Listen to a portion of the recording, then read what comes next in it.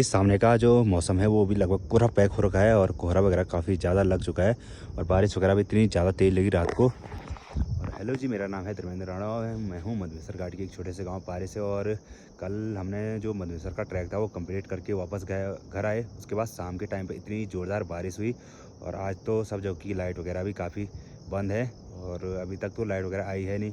तो वीडियो वगैरह जो थे बड़ी वाली वीडियोज़ उसके लिए अपलोड करने के लिए तो वैसे बैटरी वगैरह उतनी है नहीं। तो अभी आप मौसम भी देख सकते हो क्योंकि बारिश वगैरह रात के टाइम पे इतनी ज़्यादा लगी थी कि और ऊपर से नीचे की साइड पे आते टाइम भी ना रास्तों में इतनी ज़्यादा टूट फूट हो रही थी।